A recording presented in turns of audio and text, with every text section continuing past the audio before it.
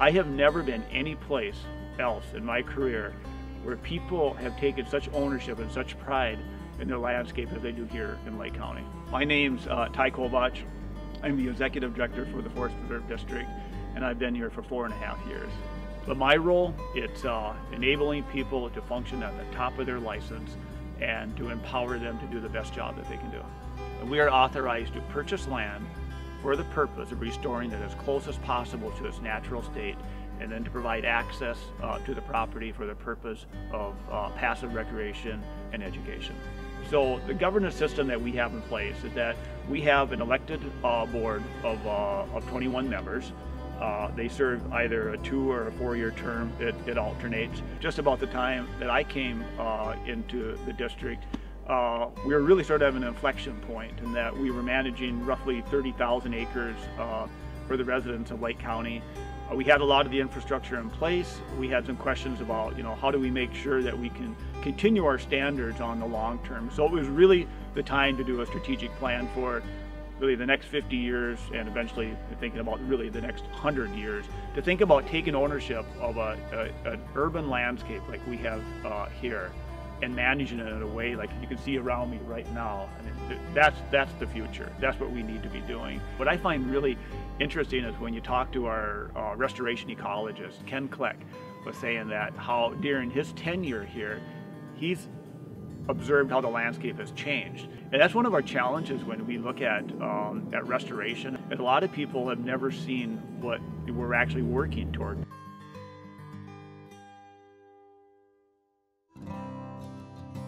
Lake County Forest Preserve is known throughout the region as being some of the best land stewards of their natural areas, and that's something I'm very proud of. Ryerson, MacArthur, Wright Woods, Granger, Old School are all what we call oak woodlands.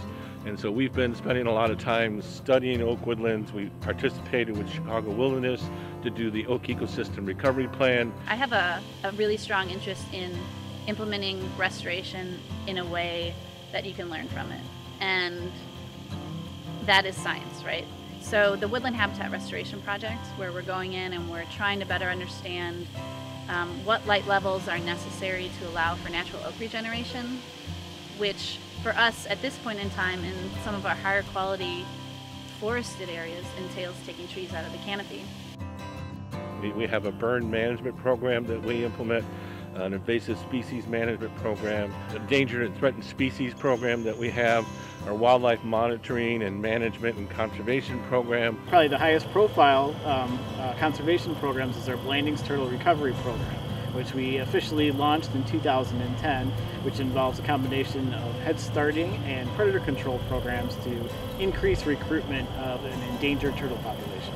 One of the main goals is just to find what is actually out there. So to know what species could potentially be in decline because of the urbanization of Lake County, we need to know what's already in our forest preserves to begin with. And so we do bird surveys, small mammal surveys, mesocarnivore surveys, reptile and amphibian surveys throughout the year.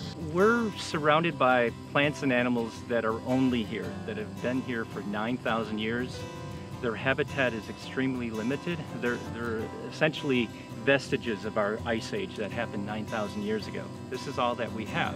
Without any management, the cattails, the loosestrife will overwhelm this area and eliminate these plants. And I don't want that to happen. These plants have stories to tell.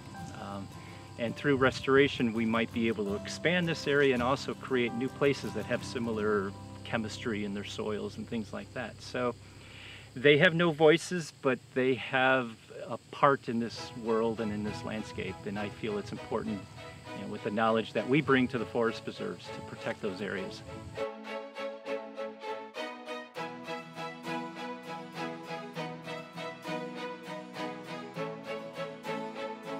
My mother-in-law's first reaction is, what do the trees need computers for? I'm like, well, we still have payroll and accounting, and we have ordinances that have to be publicized to the public. We have meetings. There's a business behind the forest, behind the trees, to keep them, secure 400 years.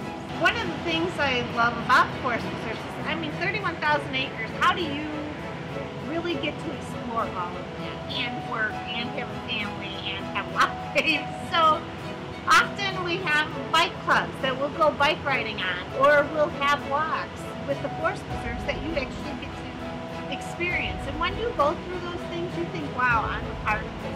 It's so exciting. We try to promote as a district, and in human resources, I think we're a huge proponent of, is being one of the best places to work. It's not just compensation or work-life balance or who you work with. It's everything together. The overwhelming feeling at the district is the sense of pride that everyone here has for what we do. When we originally sent out an employee survey prior to embarking on the culture project, 99% of the respondents said that they were proud of the work that they did and how that contributed to the Forest Preserve District. I had a donor, and he could have been a $25 donor. He could have been a $10,000 donor. They shared that a tree had fallen on a grass path, and I was able to call a colleague, and the next day it was removed. And that was so extraordinary for that supporter that they doubled their giving. Whether it's an individual donor who's partnering by giving even just a few dollars, anywhere up to 6 figures.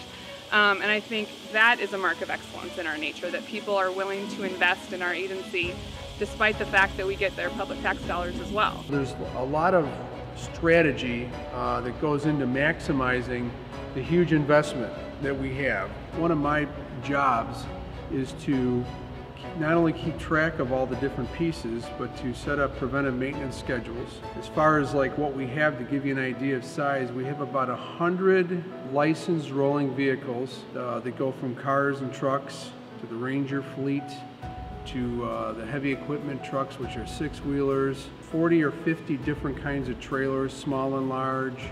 We have a great deal of mowing equipment. I have a crew of 3 that maintains, each and every vehicle and piece of equipment that's in this fleet. Their work is the heart and soul of what makes these vehicles safe, and safety is huge.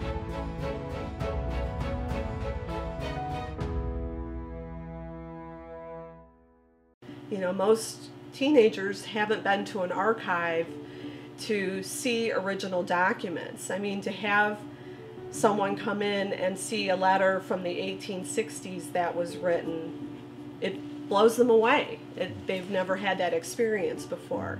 And so that's important for us to instill those research skills and experiences into them so that they'll continue on, and when they go to college and then after that, they'll just keep coming back to museums. Being a museum owned by a forest preserve district, we own the objects that represent the stories, and we also own the land on which a lot of those stories take place. And I think that is very unique to our organization. And it's one we're really trying to leverage with the museum. We're trying to make a conscious effort to direct people out into the forest preserves, to go and walk the trails on the land where these families lived. This was Adlai Stevenson's only house that he ever owned. He purchased the grounds in 1935, and the house that we're in today was finished in 1938. It's very unique for its architectural style, as well as for the man who called this place home. And it's one thing, again, to read about him, but then to come to a site like this and be in his space and understand where he lived and what he valued while he's here in this space is an entirely different thing than just reading about it. It connects people to him, connects him to his story, makes history alive. You're in the space where he met with JFK. You're at the site, that he personally loved, and it helps you to see that history is real and you can relate to it on a more personal level.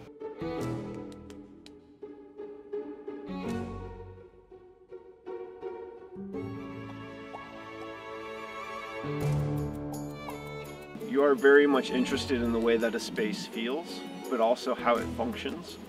So there are aesthetics involved, and there's always the love of plants. And so that's part of our palette for the spaces that we create. But there's also a lot of science behind it. There's civil engineering to make sure that the site drains properly during storms. There's botany and there's restoration ecology that needs to be considered so that we're not developing a site in an unsustainable way, because we really are designing for that relationship that people have with nature.